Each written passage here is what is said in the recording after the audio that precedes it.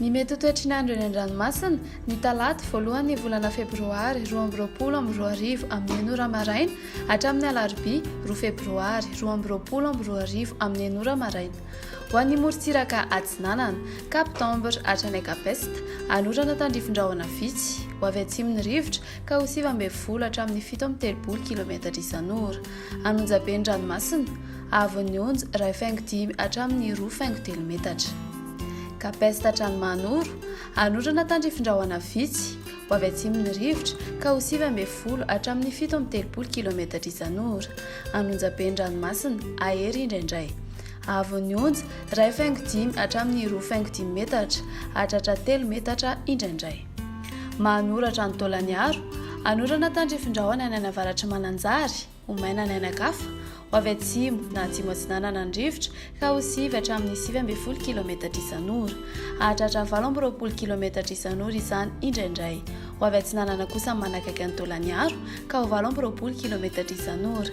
Anonjaben'ny ranomasina avon'ny onja 1.3 hatramin'ny 2.3 metatra hatratra 2.4 metatra kosa ny manakaiky ny Taolagnaro no ny anondrano avy atsimo atsinanana. Taolagnaro hatrany Akapsainty-Maria ibalikan'ny masoandro ho avy atsinanana ny rivotra ka ho 8 hatramin'ny 5 kilometatra isan'ora. Anonjaben'ny ranomasina avon'ny onja manodidina ny 2.5 metatra. Ho an'ny morontsiraka andrefana Kapsainty-Maria hatrany Kapsainmason ibalikan'ny masoandro ho avy atsimo na atsimo atsinanana ny rivotra ka ho 9 hatramin'ny 7 kilometatra isan'ora. Hatratra 5 kilometatra isan'ora izany indraindray.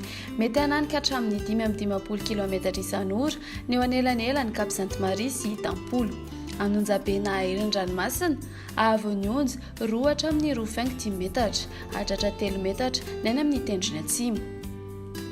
Kapsainmason hatrany Kapsaint-André ho maina amin'ny ankapobeny fa mety hisy tandrifin-drahona andalo indraindray ny morontsiraka Melaky ho avy andrefana ny rivotra ka ho 9 hatramin'ny 9 kilometatra isan'ora. Andiny mpanonja na anonjaben'ny ranomasina avon'ny onja ho latsaky ny 1.4 metatra. Kapsaint-André hatrany Analalava hisy tandrifin-drahona iserana iovaova ny fitsiokan'ny rivotra amin'ny ankapobeny ka ho 9 hatramin'ny 9 kilometatra isan'ora. Ho tondy na andiny mpanonja ny ranomasina avon'ny onja latsaky ny 1 metatra.